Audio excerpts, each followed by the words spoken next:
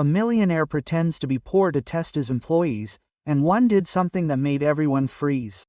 What happens when a successful businessman decides to test the humanity of his employees by dressing up as a beggar? The story of how one young waitress risked her career for the sake of simple human compassion, not knowing that the poor man she fed was actually a restaurant owner who was looking for a worthy successor among his subordinates. Before we begin, write in the comments what part of the world you are watching from today. On a rainy Thursday evening, a man entered the elite restaurant La Rosa in the center of Madrid who immediately attracted the attention of everyone present. He was dressed in a worn-out jacket with holes in the elbows, old jeans and shabby sneakers. His hair was disheveled, his face was unshaven, his gaze was tired and hungry. The restaurant's patrons, people in expensive suits and dresses, turned away from the stranger with disgust. Someone even covered their nose with their hand, as if they were giving off an unpleasant smell. "What is that doing here?" whispered an elderly lady in a mink coat to her companion. "He must be lost. Security should escort him out," answered a man in an expensive suit. The unkempt visitor walked uncertainly into the room and stopped at a free table near the window. He sat down, looking around with hope in his eyes. The waitress Sarah Gomez, a 28-year-old brunette with a haughty expression, immediately approached him. "Sorry," she said in a disdainful tone, "but this place is not for people of your level." "I would like to eat," the man answered quietly. "I am very hungry. There is no free food here, and judging by your appearance, you do not have money." "I have some money." He reached into his pocket and took out several crumpled bills. "Enough for something simple?" Sarah looked at the dirty money with disgust. "Leave before I call security. You are ruining our guests' appetites. Please, I haven't eaten for 2 days. It's not my problem. Go to a soup kitchen." At that moment, another waitress approached the table. Ana Martinez, 23, with kind brown eyes and soft features. "Sarah, what's going on?" she asked. "Nothing special, just chasing away a beggar." Anna looked closely at the stranger. In his eyes, she saw no threat or impudence, but the pain and desperation of a hungry man. "Good evening," she addressed him. "What would you like to order?" "Anna," Sarah was indignant. "What are you doing?" "Working, serving a customer." "What kind of customer is he? Look at him." "I see a hungry man who needs help." The stranger looked at Anna gratefully. "Señorita, I have some money. What can I buy with this?" He showed me his crumpled bills. The amount was barely enough for a salad. "It doesn't matter," she said. "What would you like to eat?" "Anything. I haven't had hot food for a long time." "Okay, I'll think of something." Sarah grabbed Anna's hand. "Are you crazy? Señora Marisol will fire you if she finds out." "Let her fire you. I can't watch a man go hungry. He's a liar. There are plenty of them on the streets. They make up stories to lure food out of him. And if he's not a liar, if he really needs it, then it's not our problem." "Our Sarah. Ours. We are people, not robots." Anna went to the kitchen, where the chef Eduardo Sanchez was working his magic behind the stove. A man of about 50, with a kind heart and golden hands. "Eduardo," she came to him. "I need help." "What happened, girl?" "There's a hungry man sitting in the room. He has almost no money, but he hasn't eaten for several days. What do you want?" "Cook him something, on me." Eduardo thought about it. He knew the rules of the restaurant. No charity dinners, no discounts without permission from the management. "Anna, this could create problems." "Eduardo, remember what you told me about your childhood? How your family went hungry after your father died? I remember how your neighbor brought you soup every day, although she herself was not rich." "Yes, Señora Carmen, you are a holy woman. So let's do it now. Like Señora Carmen." Eduardo looked at Anna and saw in her eyes the same kindness that had once saved his family from starvation. "Okay," he said, "but if there are problems, I'll say that I decided to feed the poor man myself." "Thank you, Eduardo. You are a golden man." The cook began to prepare a hearty meal from the remaining ingredients: stewed beef with vegetables, rice, and fresh bread. It turned out to be a complete meal, worthy of any restaurant client. While Eduard was cooking, Sarah burst into the kitchen. Quote, "What's going on here?" "I'm making dinner," the cook answered calmly. "For a beggar, for a man. Eduard, you're risking your job, and you, Anna, have completely lost your mind." "Sarah, that's enough," Anna said tiredly. "The man is starving. Doesn't this touch your heart?"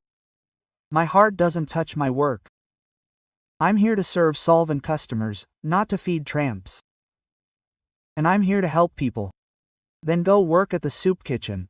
Quote, "Perhaps I will." Eduardo served the finished dish. "Anna, take this quickly before the others see."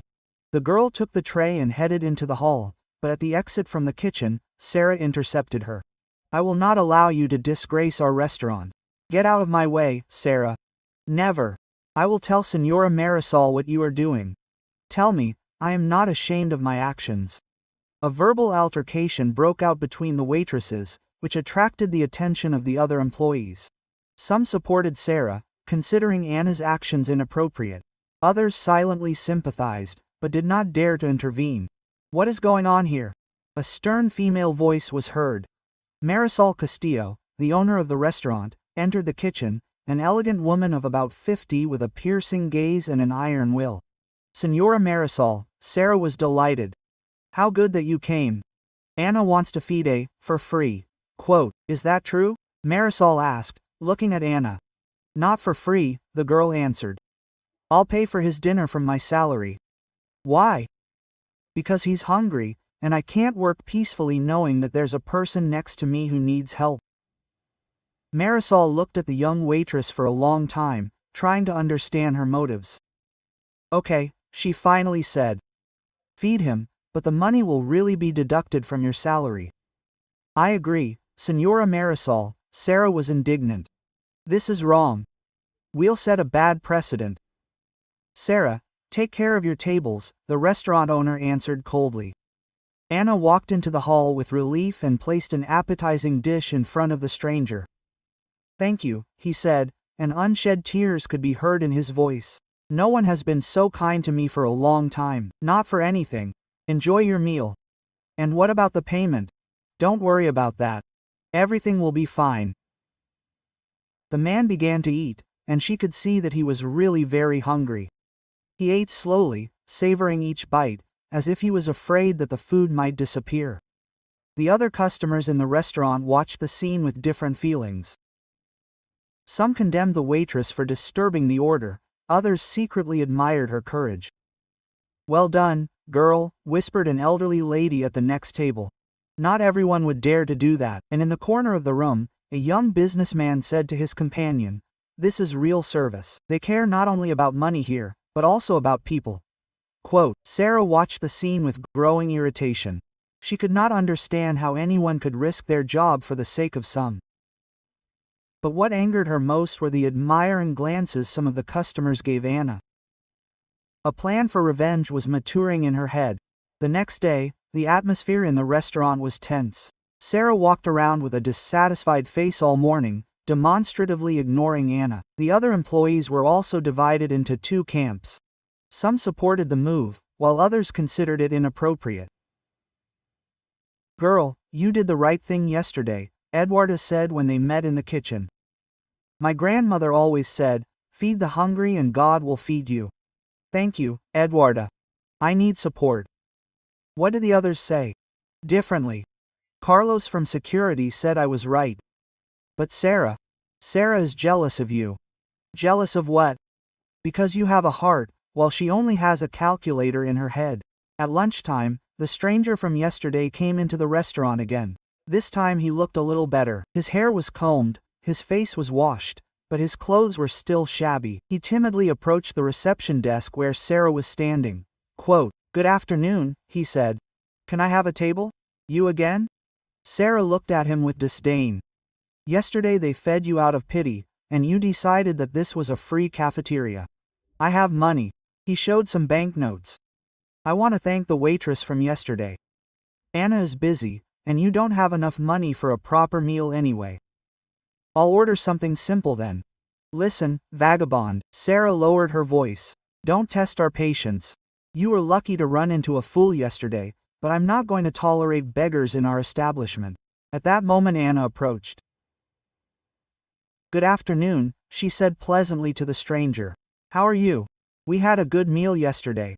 Good, thank you. I came to thank you and, if possible, to order something else. Of course, come to the table. Anna, Sarah called out to her sharply. You have other customers. I'll serve him too. This is wrong. What's wrong with feeding a hungry man? That he is not our customer. Look at him. I see a man who is politely asking for food and is willing to pay for it. Sarah grabbed Anna's hand. If you serve him, I will complain to Senora Marisol. Complain, I am not ashamed of my actions. She led the man to a table by the window and handed him the menu. What would you recommend? He asked,